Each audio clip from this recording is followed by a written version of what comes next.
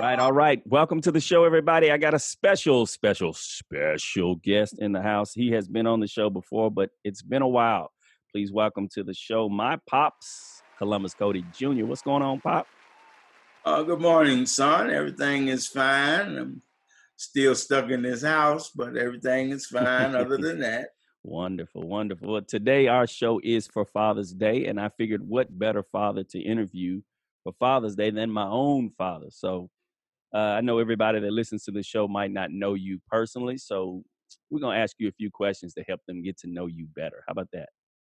All right. All right, so I'm going to ask you a few questions, rapid fire. You answer them quickly so you can't think of the perfect, deep answer. It's got to be right off the top. Are you ready? Yes, sir. I'm ready. Favorite TV show?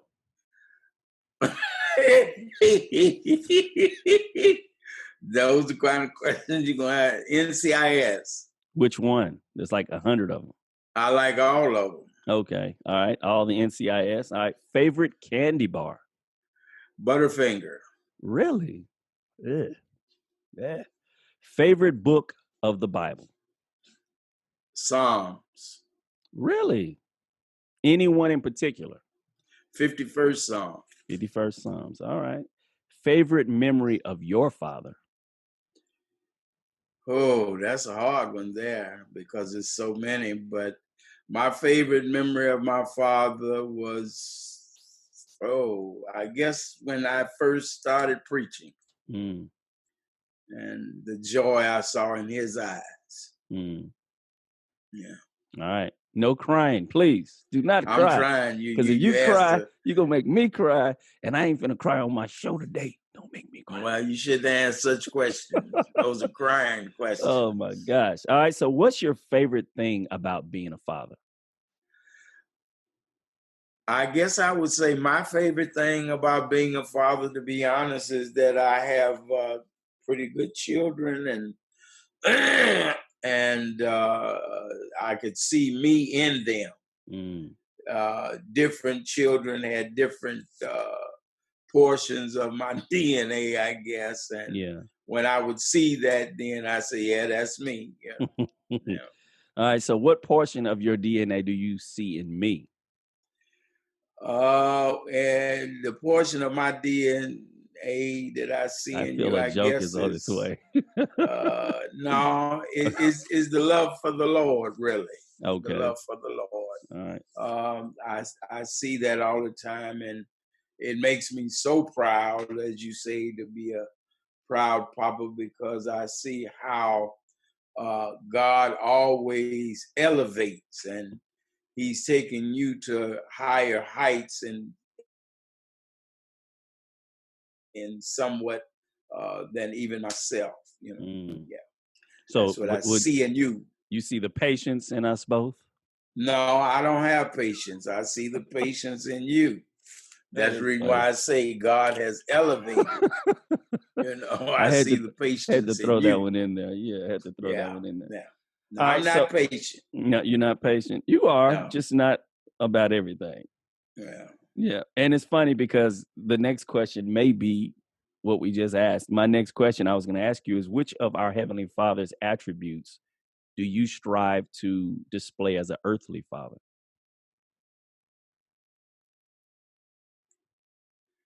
Okay. I guess I would say a protector. You know, God being the protector that He is, I try to protect my children.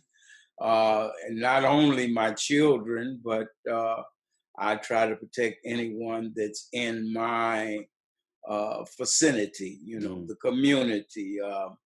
Even years ago in my work life, I always got in trouble because of the fact I was protecting others. If you do it to me, I might be able to take it. I can't take it when I see you do it to others. The protector. All right. I like that. All right. So if you could go back in time, now there is no time machines, but if you could go back in time, what things would you do differently as a father?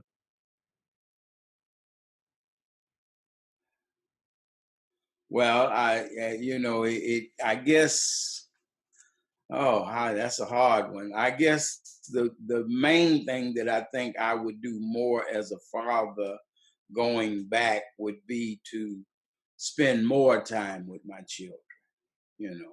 Yeah. You knowing because of the fact you are my son that for numerous of times we were separated and didn't see each other for some time. So I think that I would spend more time with my children. Good answer. Good answer. I can dig it. I can show enough dig it.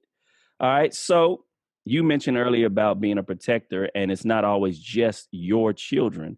You're a father figure to many people that are not your biological children. Why do you think so many people are just drawn to you like that? Well, again, I guess because of my actual father instincts.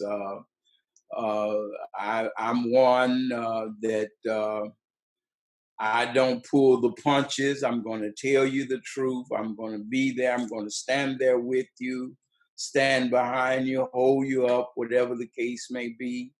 And I think that that was the major reasoning why so many do flock to me, as well as you know, that most of my children per se out there that are not biological, they are girls, and they needed a father figure, and I was there, Mm, And matter of fact, even in a lot of things that I felt that I did not display, even with my own biological children, hmm then I tried to make restitution, I guess you would say, through them. Yeah. Yeah. And it's funny because being a school teacher, I found myself in the same predicament as relates to being a father figure to people that were not my children. I used to crack up when the kids would come to class and like, Coach, you got a pencil? You got some paper? And I'd ask them, I said, hold on, is your last name Cody? And they were like, nah. I said, so I'm not your dad? They're like, nah. I said, so I'm not responsible for your paper and pencil. Here's a piece of paper and pencil. Go sit down. Tomorrow, bring your own stuff. So but you're right. I praise God that I have two boys. I don't think I'd be a good dad to daughters because I'd be overly protective. And I was protective of my female students, kind of like you said, as relates to you have a lot of quote unquote daughters in the world, because I love when I see it on Facebook and everybody's giving you a shout out, especially all the young ladies, shout out to my pops, and they compete with each other to be the number one daughter. That is pretty it's an to me it's a great visualization of the impact that you must be having on their lives because they all want to show their connection with you. You know what I'm saying? And I think that's a beautiful thing. And it shows that you do understand and value the impact that you are having on their lives. So I commend you and tell you keep on, fathering all those people. Just make sure it doesn't come out of my part of the inheritance. Okay? Well, if you saw yesterday's post, you saw that one of them I had to disband from their inheritance Uh-oh. because of her actions toward her sisters. Mm. Well, you can leave her all the old socks. How about that? Okay. Now, because I was going to donate those to a museum or something anyway. All right. So, what's the greatest life lesson that your dad taught you? Again, the greatest life lesson that my father taught me was to trust in God. Mm, I was so happy that, and even in growing up, when we know nobody's perfect, there was a lot of imperfection that I saw in my father, but yet still he taught me to put my trust in God. mm, That no matter what the situation, circumstances, put my trust in God.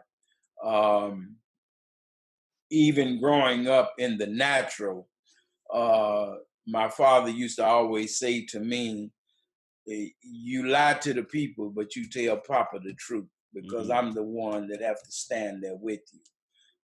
It's almost like being a lawyer, you know. And no matter what the circumstances are, you have to tell your lawyer the truth. So he'll know how to defend you. Right. So, excuse me. My father did the same thing with me, and oftentimes, and you've heard me tell you the same thing. You can lie to the people, but tell Papa the truth. And I guess that's the reason why even you asked me earlier about my favorite book of the Bible, and then you asked me my favorite chapter or scripture, which was the 51st Psalm, because David, he didn't lie to God. He just told him the truth. I messed up, and I need your forgiveness. So that's my take on that. So lie to the people, but don't lie to me. Right. Not don't lie at all, but just don't lie to me. Don't lie to me, right? I mean, it wasn't a thing of saying go out and lie, I know. But what he was saying is if and when or you find a need that you have to fabricate something, you do it with them, but you tell me the truth. Yeah. Now, as it relates to teaching you to trust God, can you think of instances where that was apparent? Because it's not just about sitting down and saying, okay, son, today's life lesson is always trust God. It was him doing it through his lifestyle or doing it through deed versus just word. Can you think of any specific situations where he modeled that to you to where it stuck with you, even to this day? Well, two things that stuck with me right off the top of my head was, first of all, my father's tenacity. My father belonged to a church, Greater Harvest Baptist Church here in Chicago, where he had been there many, many, many years. He was a minister of the gospel. He was not respected as such with later pastors. The founding pastor or the organizer, Reverend Cody, saw something in him and elevated him to the ministry. But the other ministers that came behind Reverend Cody, they did not respect him. But yet and still, my father never left. He continued to be there. I'm going to stay. You're not going to run. The attitude I felt he had, you're not going to run me away. See, me, I'd have been gone. I'm not, I ain't got to take this, but his tenacity in standing fast and again, standing on God's word. And the other one was that my father, no matter what the situation might have been, no matter how much it might have been, my father always paid his tithes. Always, even in his latter days, my father had several properties, and I would go and collect the rent, and then he was getting his pension monies and stuff, and then he would tell me after in his latter days, sometimes he might not be able to figure stuff correctly, and he would tell me, "Okay, son, this is what I want you to do. I want you to tell me how much, my percentage is so I can pay my tithes." Even, when he wasn't going to church as much as he had been going, he still continued to pay his tithes. And oftentimes, even right today, with me and my pastor at this time, we laugh and talk because due to the circumstances, we have not physically been in church. And I love it because in our conversations, and he does the virtual as well as texting, I'm always telling him I can't pay something for nothing, so I'm not coming to church, so I don't need to pay my tithes.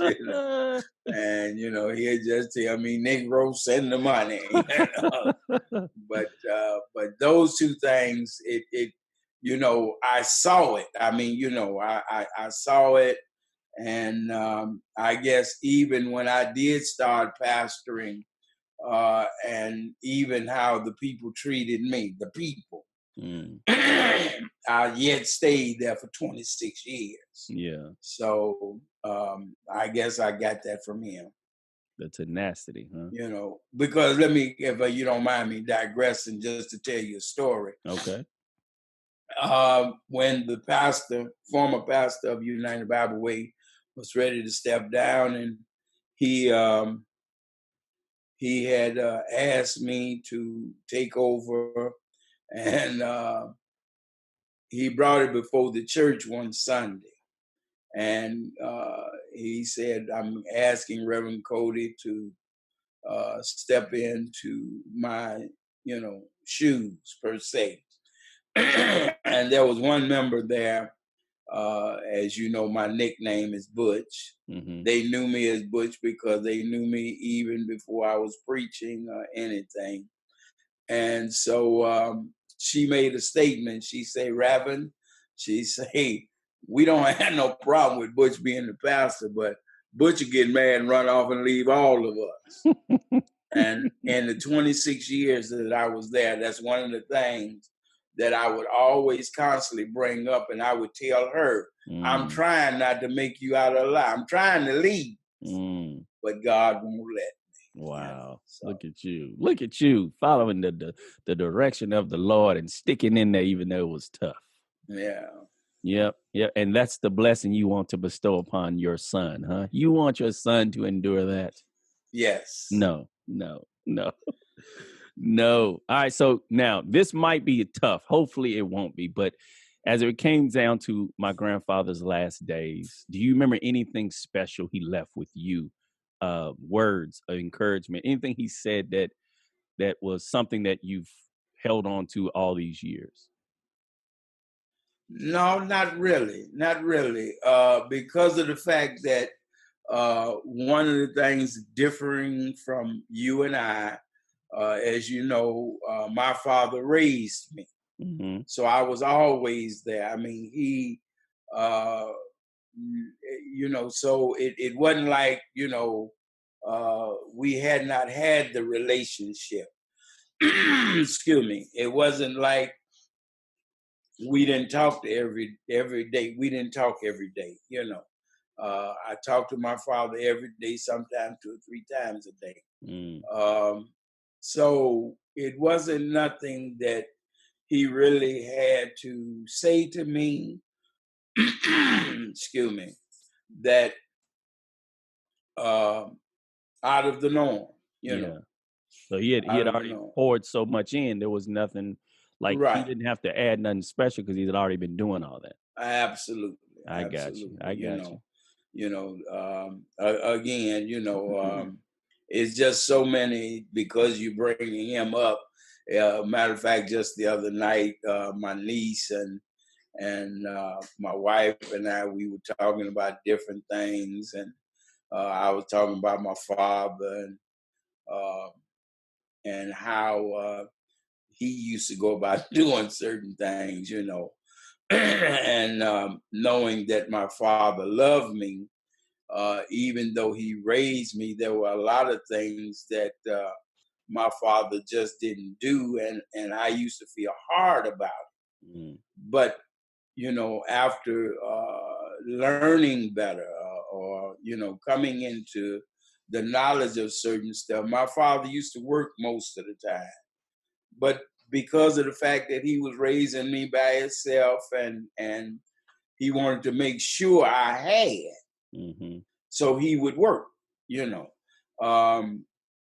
I never will forget when my son was playing in the Pee Wee football league, and they had won the championship. And here in Chicago, when you win the championship, well, before the championship, when you go to the ship, as they call it, they played in Soldier Field where the Bears played, And Dad told my son, "You're doing something that your daddy never did." And I had to remind Dad, I played in the Chicago High School Championship in 1967, I played in Soldier Field several times, you know. Mm. He came to one practice that I can remember when I was playing football. One practice. Never came to a game, but he came to one practice. And only reason why he came to the practice then is because I always worked as a young boy, and my income tax check had come, and he needed me to sign. So he came out there. Oh, that's funny. That's funny. So, but he made sure you had the cleats and the mouth. He made sure I had the cleats. He made sure I had everything that I needed, you know. Mm. One of the first things, even though he never played sports or anything, was when I got ready to play, he made sure I had a protective cup, you Right. know. So I guess he wanted to be a grandfather. You know? He was a protector and a provider. He was a protector and a provider. All right. So we talked about my grandfather and the greatest life lessons he taught you. What is your proudest moment or proudest moments of being a father?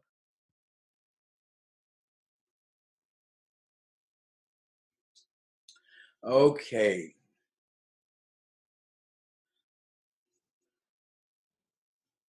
Got to think on these, huh? Mm. Well, I mean that you know, and strangely enough, most of it surrounds you, but versus you know your siblings and my other children, well, still your siblings. But I think my proudest moment that I can reflect on is one day that you came to me and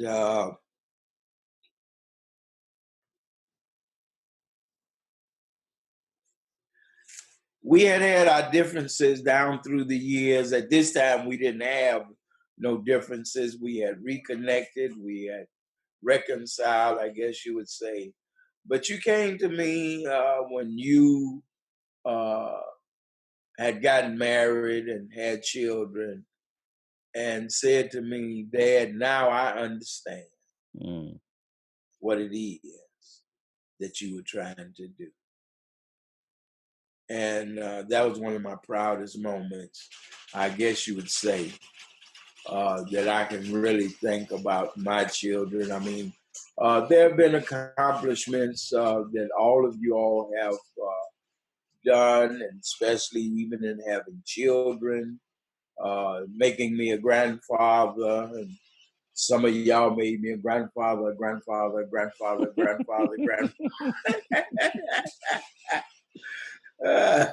Some of y'all did read that part in the Bible and say, be fruitful and multiply. Well, I'm done multiplying. How about that? Any more pop up at my house, we got problems. We got problems. I tell you, it's funny whenever I say that and everybody go, you never know. Hey, look, don't be coming to my house with that nonsense. Keep that stuff somewhere else. Yeah. I don't want to hear that. All right. So what advice would you like to give? No, I take that back. I got two more questions for you. What's one thing that you want all of your children to know about you? It's not but one thing. You're absolutely right that I love them. No matter what they've done, no matter how they've done, no matter where they're at, I love them because they are my children. See, and that's with any true parent. I mean, I've seen children who have truly disrespected their parents, but yet that parent loved them. You know, and I used to wonder why. You know, I mean, this was early on. You know, why would you, you know, even care about somebody that don't care about you? That's my child, and I love them, you know. And that's one of the things, you know, again, and you and had, I guess, more of an insight or understanding of what it was all about, that many times as parents, you have to do the hard things in life. See, you can't be, as I tell people all the time, you can't be buddy with your children. You can't be a friend. You have to be a parent. You can be friendly, but you can't be a friend. You have to be a parent. So does that ever end? Like, do you? No, you're always a parent. So I'm 42. You're 117. So does that mean like you're always going to be the father that is going to tell me what I got to do? Absolutely. It never gets to a point where you like, you know what, son, come over here and hang out with your bud. Nope. Nope. As you know, I mean, one of the biggest things that early some years back that was your stepsister at that time, Yolanda, they had an issue because they were going to a party and wanted me to come. And I told them, I don't party with my children. See, we're not equal. We're not equal. I'm still your father no matter what. Now, that does not say that I did not drink with them, but I did not party with them. Gotcha. So there's still there has to be a level of separation because separation, absolutely. I got you. All right. So what advice, and it may be what you just said, what advice would you give fathers today? Again, fathers today, going back, as I already said, we have to have the same love that God has for us, unconditional. You're my child, oftentimes I have had to show the difference, though. I mean, when we can have that unconditional love, but with God, we may not be his children, we're his creatures. He created us, because he says, many as believe on me, to them I give power to become sons of God. But we have to show our love, and down through the years, it's turning now. But with most men and growing up as little boys, they used to say, little boys don't cry.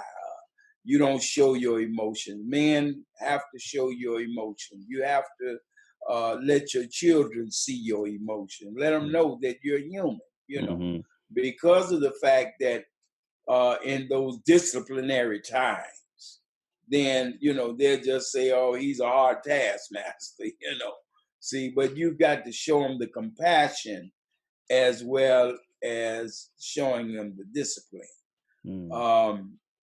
But if we love them, again, the Bible even says that love hides a multitude of faults. Love covers all, because if I love you, then I'm only going to do those things by which you will benefit from. See, that's where a lot of people get misconstrued. Very quickly, if I could, I want to just share a story that just happened yesterday. I was talking with a friend of mine, and his son was going to come down to visit him, and his son had learned how to make lasagna like his mother, and his father loved his mother's lasagna. And so his son say, well, I'm going to bring the family down, and things of that nature. And then he told him, okay. So his father say, well, I didn't heard other people asking you to make lasagna for them, and you never made it for me. So he said, well, Dad, I'm coming down. I'll make it for him. So he gave him a list of the stuff to go buy.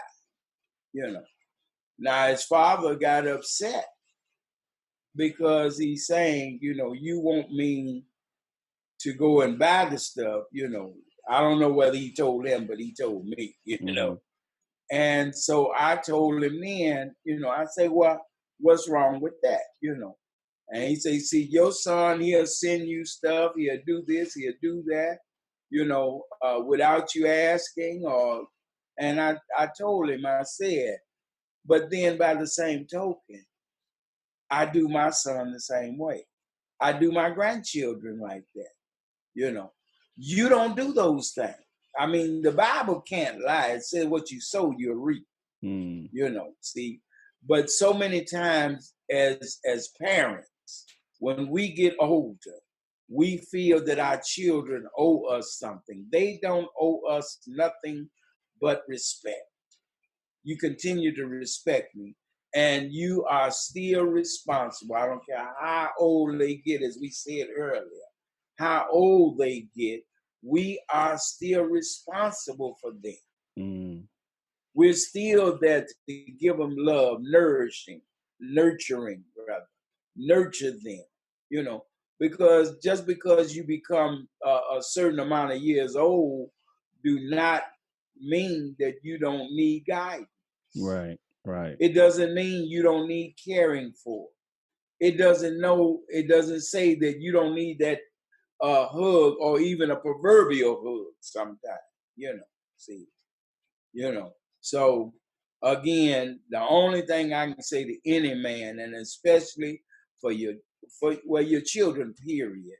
But if I could put emphasis for your daughters, show love, because they then will in turn look for love like their father showed them. One of the things that I am proud about, and they're not biological, but I raised them, and even some that I've picked up down through the years. And they will even make a statement and say, if a man can't treat me like my pops, I don't need it.